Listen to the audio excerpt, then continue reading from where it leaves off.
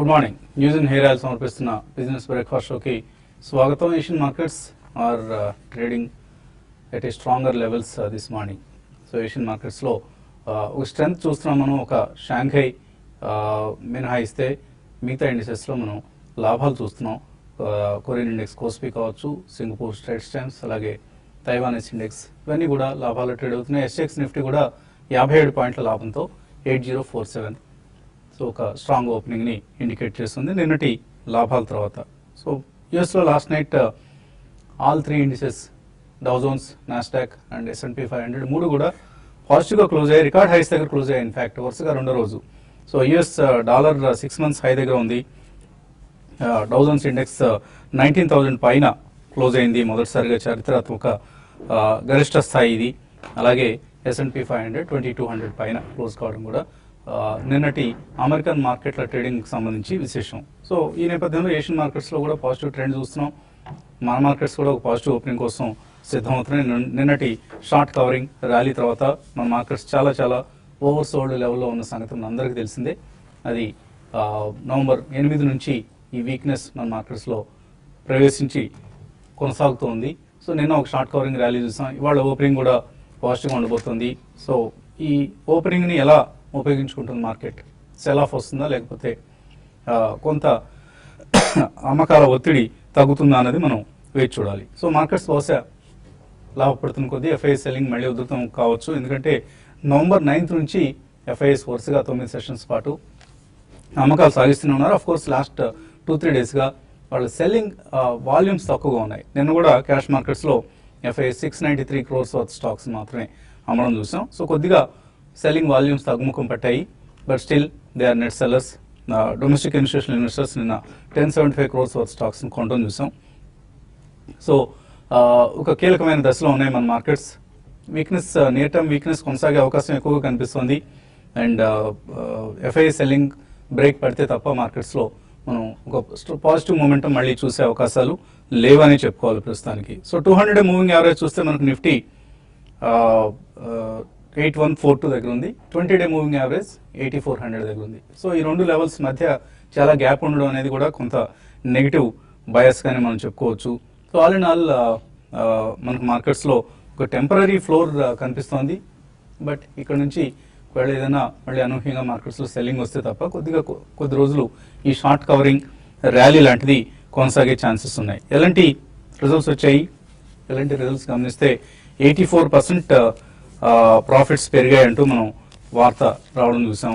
So ఎలాంటి result? 84% పెరగడం పాజిటివ్గా తీసుకుంటే, నెగిటివ్గా తీసుకోవాలంటే 14,000 మందిని, 11% ఆఫ్ ఇట్స్ వర్క్ ఫోర్స్ని వాళ్ళు పింక్ స్లిప్స్ ఇచ్చి పంపించేశారు. సో ఇంత పెద్ద ఇన్ఫ్రాస్ట్రక్చర్ జైంట్ తనకు ప్రైవేట్ సెక్టర్ ఆర్డర్స్ తగ్గుతూ ఉన్నాయి, ఓన్లీ పబ్లిక్ సెక్టర్ ఆర్డర్స్ మీదనే సర్వైవ్ అవుతున్నాను అంటూ చెప్పడం ఆందోళన కలిగించే అంశం. మిడిల్ ఈస్ట్ ఆర్డర్స్ కావచ్చు, లేదా పబ్లిక్ సెక్టర్ ఆర్డర్స్ కావచ్చు, ఇటువంటి ఆర్డర్స్ ఆధారంగా ఎలాంటి గ్రోత్ కనిపిస్తుంది తప్ప ప్రైవేట్ సెక్టర్ నుంచి డొమెస్టిక్ గ్రోత్ చాలా తక్కువగా ఉంది. సో ఎకనామిక్ గ్రోత్ అనుకున్న స్థాయిలో జరగడం లేదని ఎలాంటి నెంబర్స్ మనం ప్రూవ్ చేస్తున్నాయి. సో చాలా టైం పట్టేలా ఉంది. అండ్ ఈలోగా డిమానిటైజేషన్ ఎఫెక్ట్, ఇవన్నీ కూడా ఎకానమీకి సంబంధించి షార్ట్ టర్మ్ నెగిటివ్ థింగ్స్. అందరూ డిమోరలైజ్ అయిపోతున్నారు. రోజు రోజుకి కామన్ మ్యాన్లో ఒక సహనం చచ్చిపోతుంది. సో ఇంకా ఎన్ని రోజులు మనం ఇలాగా ఈ డబ్బుల కోసం ఇబ్బంది పడాలనే ఒక ధోరణి కనిపిస్తుంది. ప్రధానమంత్రి ఏమో సవాళ్ళ మీద సవాళ్ళు విసురుతున్నారు. ఇది అంతం కాదు, ఆరంభం అంటూ. ఆయనకేముంది, హాయిగా ఎంజాయ్ చేస్తూ ఉంటాడు. ఇక్కడ రోడ్డు మీద ఉన్న కామన్ మ్యాన్ చాలా ఇబ్బంది పడే పరిస్థితి. సో ఈ ఇబ్బంది నుంచి ఎంత తొందరగా బయటపడవేస్తారు? మనకు December 1 కానీ కొంత క్లారిటీ రాదు. ఎందుకంటే నవంబర్ ఆటోమొబైల్ సేల్స్ ఫిగర్స్ వస్తాయి. సో ఎంత డెంట్ ఉంది కట్, ఎస్పెషల్లీ 2-wheeler సేల్స్, అలాగే 4-wheelers మీద అంతగా పెద్దగా ప్రభావం ఉండకపోవచ్చు. బట్ 2-wheeler సేల్స్ మీద ఈ డిమానిటైజేషన్ ప్రభావం ఎక్కువగా ఉంటుంది.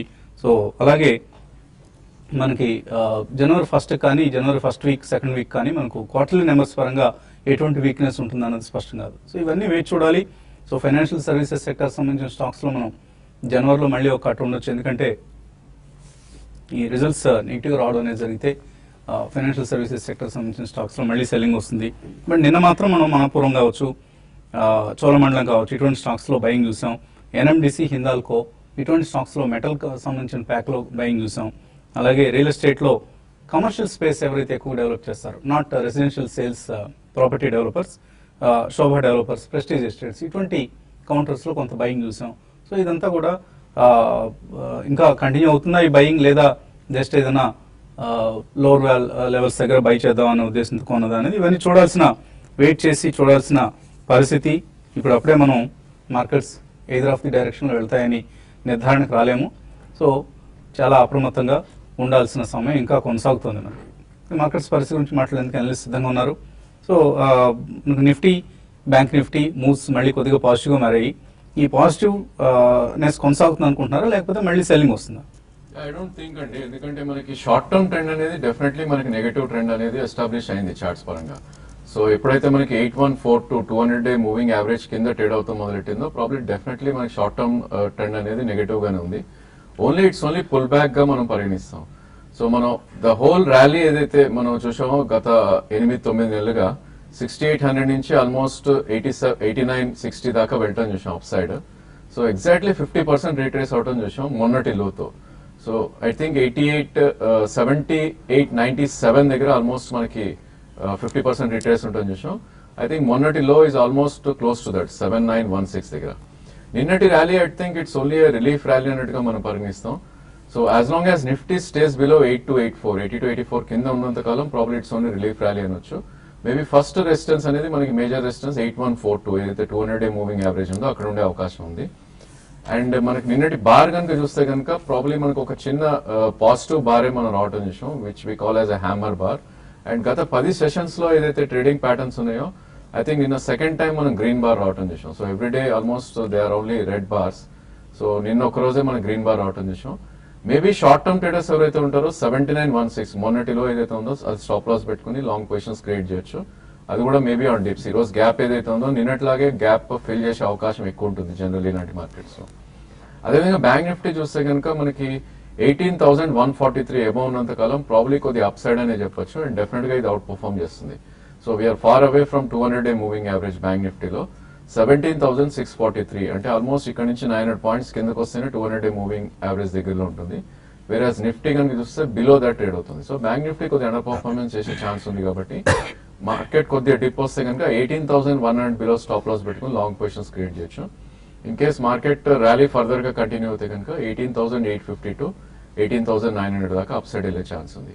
సో ఈ స్టేజ్ లో probably I think we should look at strong charts అండి. ఐ థింక్ ఆ స్పేస్ లో ఫార్మా కొద్దిగా అవుట్ పర్ఫార్మ్ చేస్తుంది. గత 10-15 రోజులుగా నిఫ్టీ పడినప్పటికీ ఫార్మా రెసిలియన్స్ చూపిస్తుంది. అదేవిధంగా ఆయిల్ మార్కెటింగ్ కంపెనీస్ కూడా చాలా స్ట్రాంగ్ గా ఉన్నాయి ప్రస్తుతం.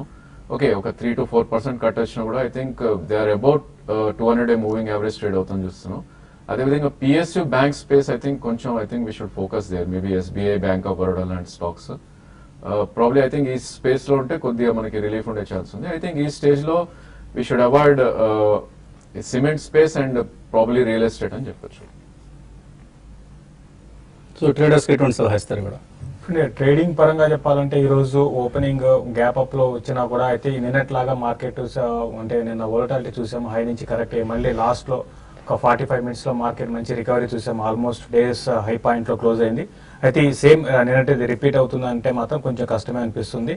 కొంచెం హైయర్ లెవెల్స్ లో మార్కెట్ లో కొంచెం సెల్లింగ్ రావడానికి అవకాశం ఉంది. మరి ముఖ్యంగా ఎక్కువగా F&O ఎక్కువ డామినేట్ చేస్తుంది. ఈ రోజు మనకి రేపు ఎక్స్పైరీ కాబట్టి హైయర్ లెవెల్స్ లో మాత్రం మళ్ళీ లాంగ్ అన్వైండింగ్ అనేది జరుగుతుంది.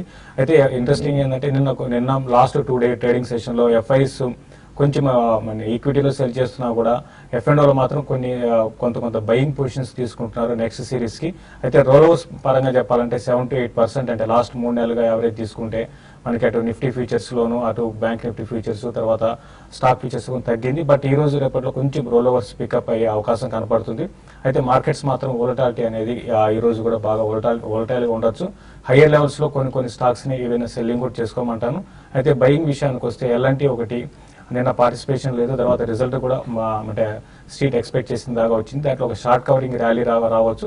ప్లస్ దానితో ఈ మధ్య కాలంలో 1600 నుంచి నాన్ స్టాప్ గా 1420 దాకా వచ్చింది కాబట్టి ఈ రోజు ఒక షార్ట్ కవరింగ్ ఎల్ఎన్టీలో రావచ్చు. అదేవిధంగా డాక్టర్ రెడ్డి ల్యాబ్స్ ని కూడా ఈ రోజు పొజిషనల్ ట్రేడర్స్ కాకుండా ఇంటర్డే కోసమే బై చేసుకోమని, లోయర్ లెవెల్స్ లో బై చేసుకోమని చెప్తాను. తర్వాత సెల్లింగ్ విషయానికి వస్తే మార్కెట్స్ లో ఈ రోజు హైయర్ లెవెల్స్ లో ఈవెన్ బ్యాంక్ నిఫ్టీ ఫ్యూచర్స్ని కూడా హైయర్ లెవెల్స్లో సెల్ చేయమంటాను. అదేవిధంగా హై బీటా స్టాక్స్లో కూడా హైయర్ లెవెల్లో సెల్లింగ్ పొజిషన్ తీసుకోమంటాను. ఆ తర్వాత ఐసిఐసిఐ బ్యాంకు 266 బిలో ఉంటే 270 దగ్గర దాన్ని కూడా సెల్ చేసుకోమంటాను. బట్ ఏదైనా కూడా మార్కెట్స్ అనేది సెకండ్ హాఫ్లో మాత్రం హై నుంచి కొంత కిందకి రావడానికి అవకాశం కనపడుతుంది. కాలర్స్ లైన్ ఉన్నారు. మొదటి కాలర్ హైదరాబాద్ నుంచి రాహుల్. హలో హలో అడగండి Rahul. Hello sir, bank Nifty 18,000 put short చేయొచ్చు sir. Bank Nifty put short sell చేస్తారు. ఈ సిరీస్ ఈ సిరీసేనా? సార్ ఈ నవంబర్ సిరీసేనా? November series bank Nifty 18,000 put short చేయొచ్చు. ఓకే ఓకే, అంటే 18,000 పుట్ అంటే 18,000 కన్నా బిలో అయితే ఈ సిరీస్ లో రాదని చేయొచ్చండి. అంటే పెద్ద ప్రీమియం కూడా లేదు కాబట్టి మీరు 18,000 పుట్ మీరు ఈ సిరీస్ లో అయితే సేల్ చేయమని చెప్తాను. తర్వాత కాలర్ మహేష్ అనంతపురం నుంచి. హలో గుడ్ మార్నింగ్ అండి. మార్నింగ్ అండి. సార్ టాటా ఎలక్సీ షేర్స్ 1600 లెవెల్లో కొన్నానండి, 200 షేర్స్. ప్రెసెంట్ బై చేయొచ్చా, ఇంకా వెయిట్ చేయమంటారా? టాటా ఎలక్సీ స్టాక్ ఆల్రెడీ మనం హాఫ్ అవుట్ చూసామండి. లాస్ట్ ఫిబ్రవరిలో హై చూస్తే కనుక 2400. సో నిన్నటి క్లోజింగ్ చూస్తే ఆల్మోస్ట్ 1036 ఉంది. సో మీకు 2 or 3 years వ్యూ ఉంటే ఇలాంటి స్టాక్స్ లో మీరు ఎంటర్ అవ్వాలండి. Stock is very good company wise, but I think technology as a pack I think it's not doing good. So definitely ఇక్కడైతే యావరేజ్ వద్దు. ప్రాబ్లీ దీనికి 2015 మార్చ్ లో ఏదైతే ఉందో 975 దగ్గర ఒక సపోర్ట్ ఉండే ఛాన్స్ ఉంది. సో మార్కెట్ కొద్దిగా కరెక్ట్ అయ్యి అరౌండ్ 975 నుంచి 850 మధ్యలోకి వస్తే కనుక మీరు సెకండ్ ప్రైస్ పాయింట్ కి యావరేజ్ చేయొచ్చు. బట్ ఐ థింక్ మీకు అట్లీస్ట్ 2 years వ్యూ ఉంటేనే దీన్ని యావరేజ్ చేయాలి, లేదంటే అవాయిడ్ చేయొచ్చు. ఓకే అండి. ఇంకా కాల్స్ అలాగే మెయిల్స్ కొనసాగించబోయే ముందు చిన్న బ్రేక్ తీస్తున్నాం.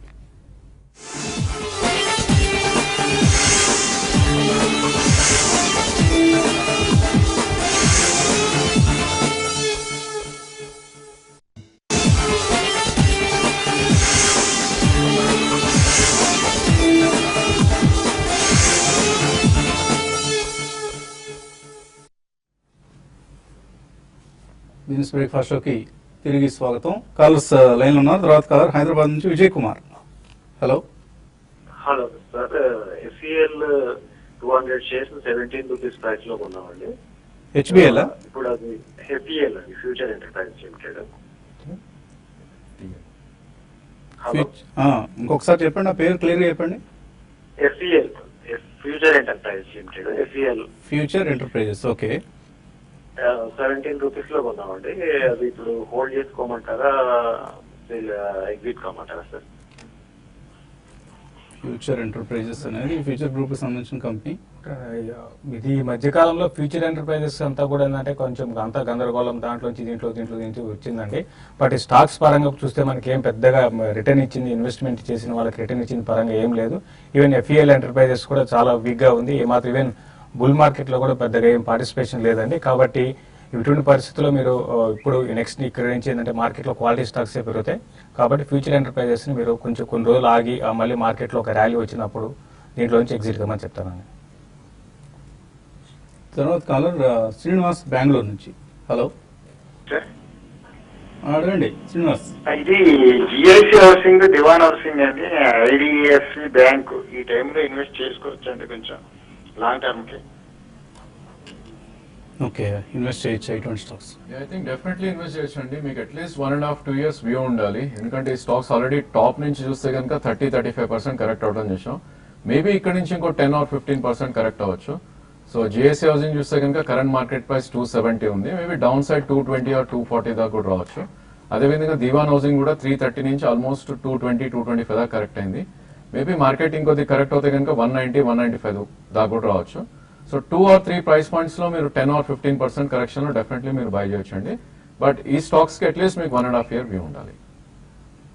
తర్వాత కాలర్ బెంగళూరు నుంచి చంద్రమౌళి.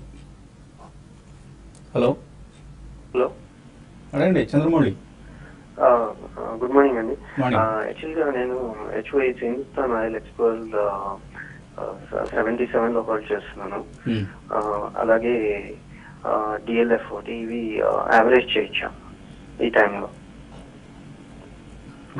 డిఎల్ఎఫ్ డిఎల్ఎఫ్ యావరేజ్ చేసినా కూడా అండి అది ఇంతకు ముందులాగా పెద్దగా పెరుగుతానే అనుకోలేమండి. 120, 124 దగ్గరికి వచ్చి మళ్ళీ కొంచెం వీక్ అవ్వచ్చు. బట్ లాంగ్ టర్మ్ వ్యూ ఉంటే మాత్రం డెఫినెట్గా మీరు యావరేజ్ చేయమంటాను. రియల్ ఎస్టేట్ మీద ఇప్పుడు వచ్చిన ఏదైతే ఉందో ఈ కన్సర్న్స్ అనేవి కూడా మళ్ళీ లాంగ్ రన్లో మళ్ళీ ఒక 2-3 నెలల తర్వాత మళ్ళీ ఆగిపోతాయి. సో మళ్ళీ రియల్ ఎస్టేట్ కూడా కొంచెం బాగానే ఉండే అవకాశం ఉంది. ఓవరాల్గా లాంగ్ టర్మ్ కోసం అయితే మీరు యావరేజ్ చేయండి. హిందుస్థాన్ ఆయిల్ ఎక్స్ప్లోరేషన్ ఇది కొంచెం ఎక్కువ స్పెక్యులేటివ్ స్టాక్ అండి. రీసెంట్గా ఇది బాగా పెరిగి అదే విధంగా కూడా కరెక్ట్ అయింది. ఫండమెంటల్ పరంగా మీరు ఇదే డైట్లో అంటే ఈ సెక్టర్లో ఉండాలంటే మాత్రం వేరే స్టాక్ని సెలెక్ట్ చేసుకోమంటాను. దీంట్లో ఆల్రెడీ మీరు హైయర్ లెవెల్ ఇన్వెస్ట్ చేస్తుంటే మాత్రం అది హోల్డ్ చేయండి. ఇందులో ఇదే సెక్టర్లో దీప్ ఇండస్ట్రీస్ ఉన్నాయి, తర్వాత ఈవెన్ ఓఎన్జీసీ లాంటి స్టాక్స్ కూడా రీసెంట్గా మంచి స్ట్రెంత్ కనపరుస్తుంది. అటువంటి వాటిలో ఇన్వెస్ట్ చేసుకోమని చెప్తాను. తర్వాత కాలర్ వెంకటరామరెడ్డి కడప నుంచి. సార్ నమస్తే సార్. నమస్తే అండి, అడగండి. సార్ క్యాప్టెన్ బస్సు 700 పెట్టుకోవాలి, బాగా తగ్గింది. ఇప్పుడు మళ్ళీ ఏమైనా ఆవరేజ్ చేసుకోవచ్చు? Capital first. Yeah, actually stock short term లో కొద్దిగా నెగటివ్ ఇంపాక్ట్ ఉండే ఛాన్స్ ఎక్కువ ఉందండి. ఎందుకంటే 200-day మూవింగ్ యావరేజ్ కింద ట్రేడ్ అవుతుంది. సో 565 కింద ఉన్నంత కాలం ప్రాబ్లీ కొద్దిగా వీక్నెస్ ఉండే ఛాన్స్ ఉంది.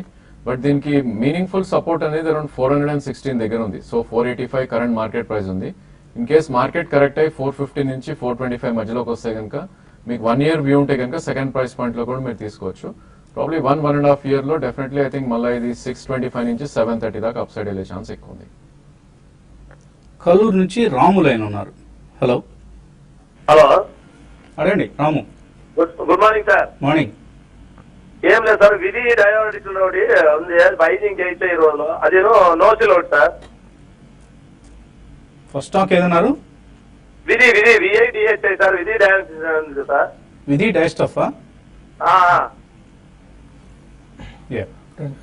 నోసీల్ విషయాన్ని అయితే మీరు బై చేయండి. అంటే ఈ మధ్య కాలంలో మంచి స్టాక్ చాలా స్ట్రెంత్ కనపరుస్తుంది. ఈవెన్ ఇంత బేర్ మార్కెట్ లో కూడా స్టాక్ లో పెద్ద కరెక్షన్ లేదు. తర్వాత మన న్యూస్ కూడా ఏంటంటే వీళ్ళు ప్లెడ్జ్ లో ఉన్న షేర్స్ ని వీళ్ళు విడిపించడం జరిగింది. చాలా పాజిటివ్ అండి. ఎందుకంటే ఇటువంటి బేర్ మార్కెట్ లో ఫర్దర్ గా పడితే ప్లెడ్జ్ తో ఉన్న బ్యాంకులు ఏవైతే ఉన్నాయో వాళ్ళు మార్కెట్ లో అమ్మేసా కూడా అటువంటి నెగిటివ్స్ కూడా ఉంటాయి. బట్ దీనికి అటువంటిది కూడా లేదు కాబట్టి మీరు నోసీల్ ని మీరు ఈ టైంలో మీరు ఇన్వెస్ట్ చేసుకోమని చెప్తాను. ఆల్రెడీ ఇన్వెస్ట్ చేస్తుంటే మాత్రం హోల్డ్ చేయండి. విధి డైస్టఫ్ మాత్రం ఇది ఈ మధ్యకాలంలో ఆల్మోస్ట్ 50 వీక్ లో టచ్ అవుతుందండి. కాబట్టి ఇప్పట్లో ఇది పెద్దగా పెరిగే అవకాశం లేదు.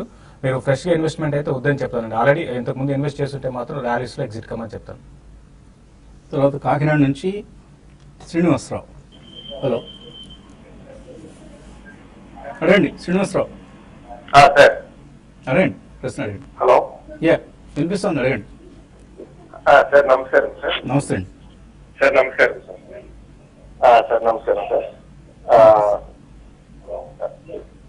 అడగండి శ్రీనివాసరావు. మర్చిపోయారా? ఏం అడుగుదాం అంటున్నారు? మర్చిపోయి నమస్తే నమస్తే. నా దగ్గర ఒక 10 lakhs ఉన్నాయి సార్. షేర్స్ లో పెట్టాలనుకుంటున్నాను. అది ఏ షేర్స్ లో పెట్టకపోతే అసలు తెలియదు. దేంట్లో ఇన్వెస్ట్మెంట్ చేస్తున్నాను.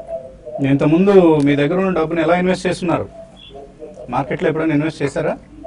లేదు, చేయలేదు సార్. కాంట్రాక్ట్ అయ్యి చేసుకోండి. సో ఇన్వెస్ట్మెంట్స్ ఇప్పుడు టీవీ చూస్తా ఉంటే బాగుంది కదా అని. టీవీ చూస్తున్నారు, మార్కెట్స్ బాగుంటాయని అనిపిస్తుంది మీకు, ఆ ఉద్దేశం చేద్దాం అనుకున్నాను. ఇంతకుముందు ఏమైనా రియల్ ఎస్టేట్ ఇటువంటి వాటిలో ఇన్వెస్ట్ చేశారా? మీరు ఇంతకుముందు ఏమైనా రియల్ ఎస్టేట్ ఇన్వెస్ట్మెంట్స్ కానీ గోల్డ్లో కానీ అలా ఒక చిన్న ఇన్వెస్ట్మెంట్ పోర్ట్ఫోలియో ఉందా మీకు? లేదండి, ఇందులో కూడా చేయలేదు. ఓన్లీ నేను ప్రైవేట్ కాంట్రాక్ట్స్ చేయడం అవి చేశాను. చక్కగా మీ కాంట్రాక్ట్స్లో కంటిన్యూ చేయండి. ఇంకొంచెం మీరు ఇన్వెస్ట్ చేసి ఆ కాంట్రాక్ట్స్లోనే ఎక్కువ డబ్బులు సంపాదించిన ప్రయత్నం చేయండి. మీకు తెలిసిన పని అది, తెలిసిన వృత్తి అది. అఫ్కోర్స్ స్టాక్ మార్కెట్స్లో మీ దగ్గర ఉన్న సర్ప్లస్ మనీ ఏదైనా ఉంటే కొద్దిగా ఇన్వెస్ట్ చేయొచ్చు. బట్ అది కూడా ఇప్పుడు ఉన్న పరిస్థితిలో మీరు మ్యూచువల్ ఫండ్స్లో ఇన్వెస్ట్ చేయండి, అది మంచి పద్ధతి అవుతుంది. సో మ్యూచువల్ ఫండ్స్లో కొన్ని మనం ఎప్పటికప్పుడు చెప్తూ ఉంటాం, కొన్ని ఫ్రంట్ లైన్ ఫండ్స్ ఉన్నాయి, ఫ్రంట్ లైన్ స్టాక్స్లో ఇన్వెస్ట్ చేసేవి. For instance Birla sun Life front line equity అనే ఒక స్కీమ్ ఉంది. అలాగే ఎస్బీఐ బ్లూ చిప్ ఉంది. ఐసిఐసిఐ ప్రుడెన్షియల్లో వాల్యూ డిస్కవరీ ఫండ్ అనేది ఉంది. ఇటువంటి స్కీమ్స్లో కొద్దిగా ఇన్వెస్ట్ చేయండి. ఒకసారిగా 10 లక్షలు ఒకేసారి ఇన్వెస్ట్ చేయకుండా, ఎందుకంటే మార్కెట్స్ మరి కొద్ది రోజులు వీక్గా ఉండే అవకాశం ఎక్కువ కనిపిస్తుంది. సో ఈ వీక్నెస్లో మీరు ఇన్వెస్ట్ చేయొచ్చు. మీ దగ్గర ఉన్న 10 లక్షలు ఒకవేళ సర్ప్లస్ మనీ అయితేనే ఇన్వెస్ట్ చేయండి, మళ్ళీ మీరు కాంట్రాక్ట్స్ చేయడానికి ఇబ్బంది పడకుండా. తర్వాత కాలర్ శ్రీహరి హైదరాబాద్ నుంచి. Hello morning. మార్నింగ్ అండి. ఇది అక్షర్ కెమికల్స్ ఉన్నాయి సార్ నా దగ్గర. ఇప్పటికీ 40% టాప్ లైన్ నుంచి పడిపోయింది. ఇంకా 15 to 16% ప్రాఫిట్ లో ఉన్నాను. ఇంకా ఎగ్జిట్ అయిపోమంటారా, వెయిట్ చేయమంటారా? అక్షర్ కెమికల్స్ మీరు అన్నట్టుగానే చాలా హై నుంచి కరెక్ట్ అయిందండి. చూసుకుంటే 780 ఆల్మోస్ట్ 800 దగ్గర నుంచి స్టాక్ మనకి స్టీప్ ఫాల్ చూసాము. ఇప్పుడు హోల్డ్ చేయండి అండి. హోల్డ్ చేసి ఇప్పుడు మార్కెట్ ఇప్పుడిప్పుడే మనకి 780 దగ్గర రానున్న రోజుల్లో బాటమ్ అయ్యే అవకాశాలు కూడా మనం ఉన్నాయి. కాబట్టి మార్కెట్ బాటమ్ అవుట్ అయినప్పుడు కొంచెం ఈ స్టాక్స్ లో రిలీఫ్ ర్యాలీ వస్తుందండి. వచ్చినప్పుడు మీరు ఆల్రెడీ మంచి ప్రాఫిట్ లో ఇప్పటికీ ప్రాఫిట్ లో ఉన్నారు కాబట్టి ఇంకొక ఇక్కడ నుంచి ఒక 10% పెరిగితే 10-15% పెరిగితే మీరు ఒకసారి ప్రాఫిట్ బుక్ చేసుకోండి. మళ్ళీ ఈ స్టాక్ ఇంతకు ముందులాగా కంటిన్యూగా పెరగకపోవచ్చు అండి. కాబట్టి ర్యాలీస్ లో మీరు ప్రాఫిట్ బుక్ చేసుకోమని చెప్తాను. సో రంజిత్ నాదెళ్ల అడుగుతున్నారు, ఒక లంసమ్ అమౌంట్ని డెట్ ఇన్స్ట్రుమెంట్స్లో ఇన్వెస్ట్ చేద్దాం అనుకుంటున్నారు.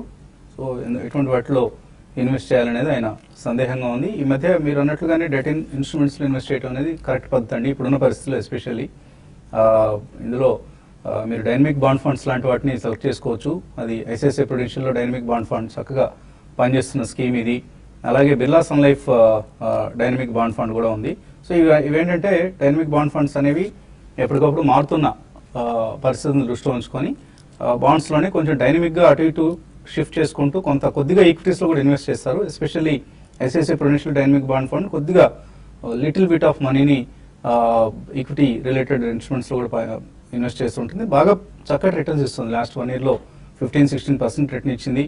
అలాగే Birla sun life dynamic bond fund కూడా మంచి రిటర్న్స్ ఇస్తుంది. And some of the gilt funds బాగా పెర్ఫామ్ చేశాయండి లాస్ట్ 1 yearలో.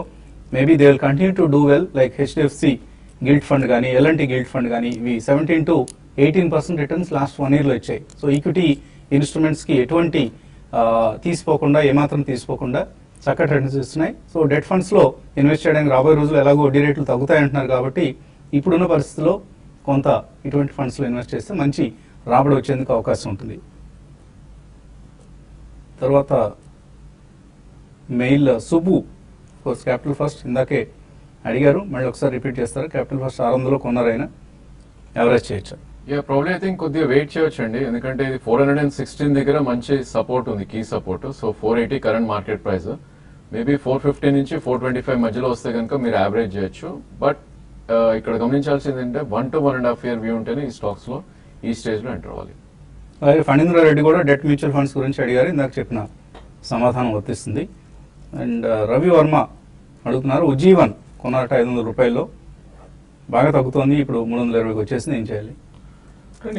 ఈ స్టాక్స్ అన్ని కూడా ఒక టైంలో బాగా పెరిగిన స్టాక్స్ అండి. ఉజ్జీవన్ కానీ క్యాపిటల్ ఫస్ట్ కానీ ఇవన్నీ కూడా ఎన్బిఎఫ్సిస్. అయితే ఇప్పుడు మార్కెట్లో కరెక్షన్ ఏ విధంగా పెరిగిందో అదే విధంగా పడడం కూడా అదే విధంగా ఉంటుందండి. అయితే ఫండమెంటల్ పరంగా మంచి కంపెనీసే కాబట్టి మీరు టైమింగ్ లాస్లో ఉన్నా కూడా మీరు హోల్డ్ చేయండి. ఇన్వెస్ట్మెంట్కి అయితే మంచి స్టాక్ ఏనండి, హోల్డ్ చేయండి. ప్రస్తుతం అయితే 320 దగ్గర ఆగితే ఈ స్టాక్లో మళ్ళీ ఒక రిలీఫ్ ర్యాలీ రావచ్చు. ఒకవేళ 320 కానీ కట్ అయిందంటే కొంచెం 285 ఆ లెవెల్స్ కూడా రావచ్చు. బట్ మీరు ఇంకా యావరేజ్ చేసుకోవాలంటే మాత్రం బిలో 300కి వచ్చినప్పుడు వచ్చినప్పుడు మీరు యావరేజ్ కూడా చేసుకోమని చెప్తారు. వెంకట్ అడుగుతున్నారు, మ్యాగ్మా ఫిన్కార్ప్ 97 రూపాయల్లో, పటేల్ ఇంటిగ్రేటెడ్ 125లో, Shakti pumps 245, ITD cementation, Cipla, Sintex ఇవన్నీ ఉన్నాయి, ఏం చేయాలి?